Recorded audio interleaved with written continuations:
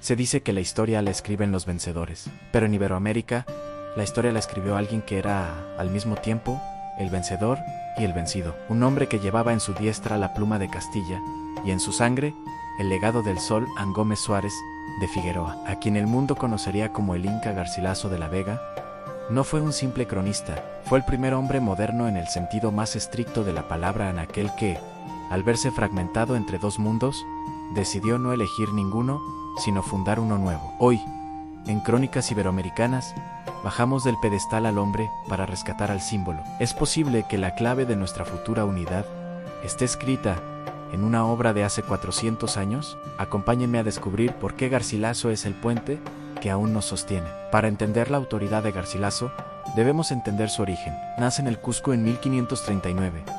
Apenas 7 años después de la caída de Atahualpa, su padre, Sebastián Garcilaso de la Vega, un capitán extremeño de linaje noble. Su madre, Alapaya Isabel Chimpuocchio, nieta del Inca Tupac Yupanqui. Garcilaso no creció en un gueto, ni en una reserva. Creció en una casa donde se hablaba el quechua de las princesas incas y el castellano de los hidalgos. En su infancia, escuchaba a sus parientes maternos relatar la grandeza de un imperio que medía el tiempo por las estrellas, mientras veía a su padre organizar la estructura legal de una nueva fe y un nuevo orden. Aquí radica la primera gran verdad de nuestra identidad.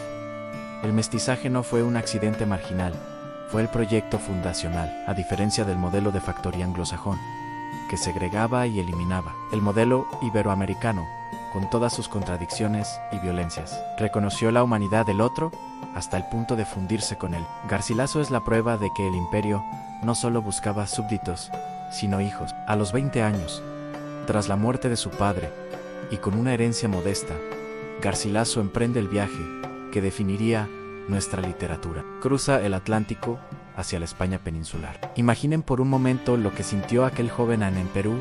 Era un mestizo, una categoría nueva y a veces sospechosa. Al llegar a España, era un indiano, pero también un descendiente de la más alta nobleza castellana. Se instala en Montilla y luego en Córdoba. Es aquí donde ocurre la transformación.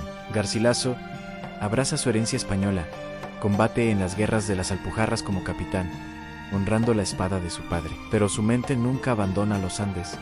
Es en la madurez donde decide firmar con el nombre que lo haría eterno, el Inca Garcilaso. No es un gesto de rebeldía, es un gesto de integración. Al anteponer el título de Inca a su apellido español, está declarando que su identidad no es una resta, sino una suma. Su autoridad no emana solo de los archivos de Salamanca, sino de la memoria oral de sus ancestros quechuas. Él escribe para que España entienda que América no es una tierra vacía, sino una civilización milenaria, que ahora se viste con el ropaje del humanismo cristiano. Siéntate conmigo un momento, mira estas páginas. Lo que Garcilaso hizo en su madurez, en la soledad de su estudio en Córdoba, fue un acto de amor que todavía no terminamos de agradecer. Él no escribió para quejarse, escribió para explicarnos.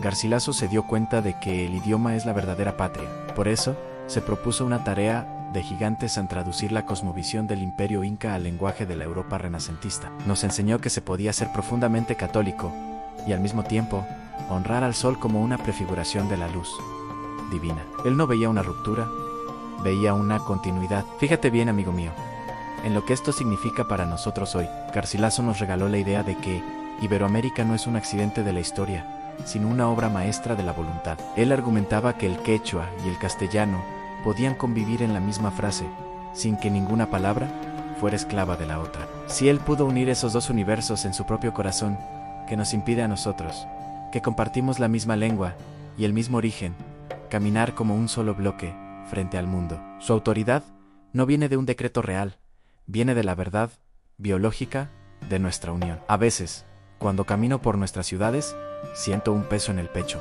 Miro esas iglesias construidas sobre templos y no veo destrucción, veo una capa de tiempo sobre otra, pero me duele pensar que hemos olvidado esa armonía que Garcilaso soñó. Hubo un tiempo, ese pasado efímero, pero real, en el que un hombre podía ser caballero de Santiago e hijo de una princesa del sol, y caminar con la frente en alto por Sevilla o por el Cusco sabiéndose heredero de dos grandezas.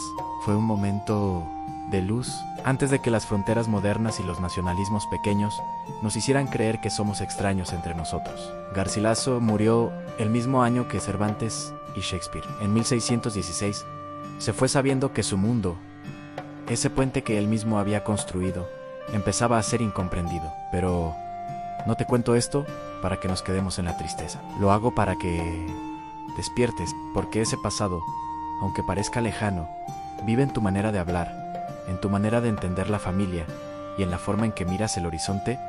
Garcilaso no es un muerto en un libro, es una semilla que todavía no ha terminado de brotar. Si somos capaces de rescatar esa tercera orilla, esa síntesis que nos hace únicos, nuestro futuro no tiene límites. No somos el patio trasero de nadie, somos la mayor reserva espiritual y cultural del planeta. Hijo, hermano, cronista.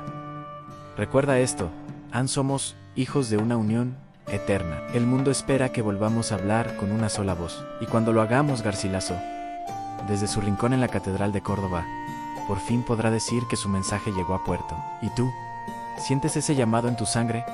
¿O prefieres seguir creyendo que somos fragmentos olvidados? Te leo en los comentarios, porque esta crónica la seguimos escribiendo juntos.